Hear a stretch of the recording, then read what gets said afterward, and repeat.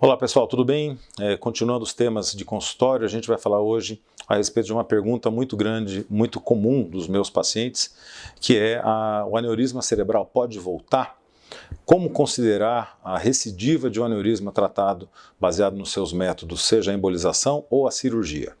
É disso que a gente vai falar hoje. Não deixe de nos seguir nas mídias sociais no @Neuromogi no Instagram e no Neuromogi no Facebook e no YouTube.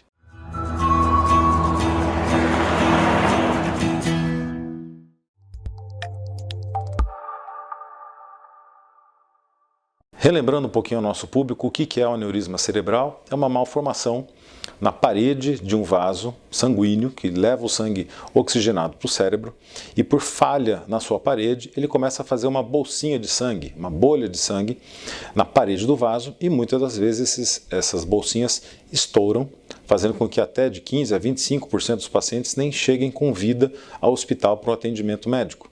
Metade desses sobreviventes vão ter alguma sequela ou algum grau de incapacidade ao longo da sua vida toda, e a outra metade dos sobreviventes vai ter a possibilidade de ser tratado e não ter nenhuma morbidade ou nenhuma complicação relacionada à sua vida. Então se trata de uma doença extremamente séria, complexa, grave e que sim tem que ser ponderado o seu tratamento de acordo com os métodos e de acordo com as características da lesão, principalmente sua localização, seu tamanho, a idade do paciente e as comorbidades dos pacientes. Considerando-se todos esses fatores, a gente tem dois grandes grupos para elencar os pacientes para o tratamento, ou seja, o tratamento cirúrgico, com a técnica dita convencional, que de convencional não tem nada hoje em dia, ela evoluiu muito, assim como a técnica do cateterismo, ou seja, uma técnica que você não faz a cirurgia com a abertura do crânio, mas faz através por dentro do vaso sanguíneo, que você vem a partir da virilha, normalmente, e com um catéter muito fino você coloca uma espira de platina dentro do aneurisma cerebral. Esses tratamentos têm as suas particularidades e, de acordo com o resultado obtido no pós-operatório, esses pacientes vão precisar fazer controles de imagem no pós-operatório, ou seja, um paciente que fez uma cirurgia ou uma embolização obrigatoriamente tem que fazer um exame de imagem de controle no pós-operatório para saber se houve uma lesão residual, se houve uma parte do aneurisma que não foi tratado, principalmente que possa fazer com que ele cresça novamente.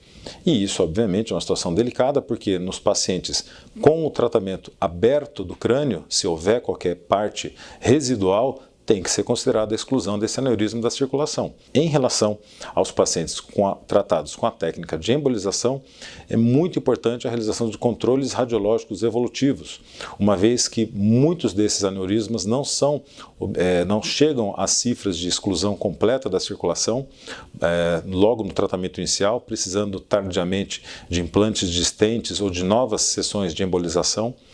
Ou seja, esses pacientes podem sim manter o risco de uma ruptura eventual, caso sobre uma parte do aneurisma ainda para ser tratado, o dito aneurisma residual. Em relação às doenças predisponentes dos aneurismas voltarem, quais situações que nós temos mais comumente?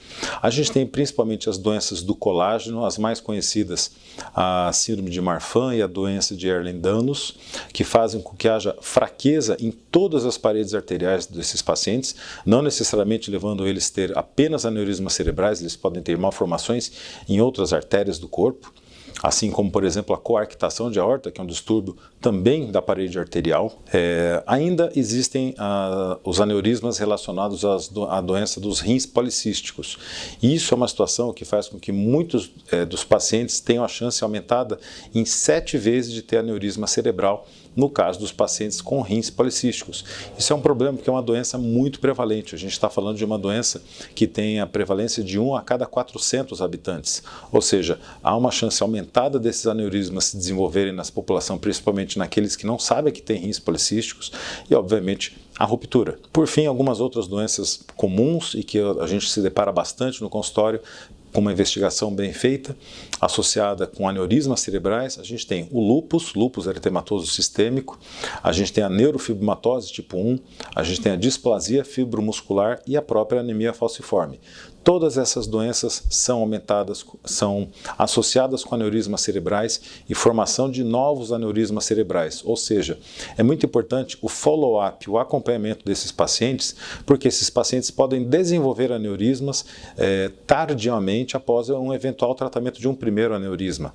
Ou seja, esses pacientes sempre precisam fazer este acompanhamento com seus médicos. Quando a gente fala dos aneurismas familiares, do que a gente está falando? A gente está falando de família com tendências a ter pacientes com aneurismas cerebrais. Essa semana eu atendi uma família com 4 pacientes com aneurismas cerebrais em 2 gerações. Infelizmente um deles faleceu.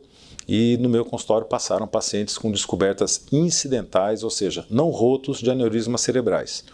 O que faz com que a gente tenha que ter muito cuidado nessas famílias onde há a predileção por membros terem aneurismas cerebrais. É o índice de ruptura, ou seja, naquelas famílias em que a ruptura é mais comum, ou seja, o sintoma da ruptura é identificado em algum dos seus membros, é muito importante que num segundo familiar com aneurisma cerebral haja uma adequação da família e do médico que está tratando de investigar essa família procurando o traço de um aneurisma familiar, que pode estar associado com essas doenças que a gente comentou anteriormente, ou pura e simplesmente com uma malformação genética desta família que é passada adiante para os seus membros. Por fim, como é o acompanhamento desses pacientes com aneurismas cerebrais familiares ou dos pacientes com doenças que podem levar a ter aneurismas cerebrais?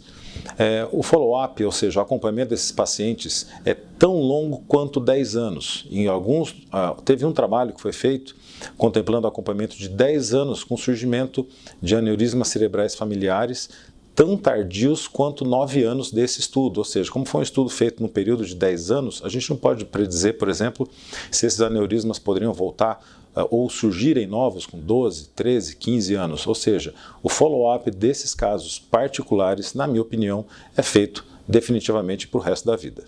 É isso, pessoal, um tema muito difícil, tema complexo, e espero poder ter feito vocês entenderem um pouquinho a respeito dos aneurismas cerebrais que podem recidivar.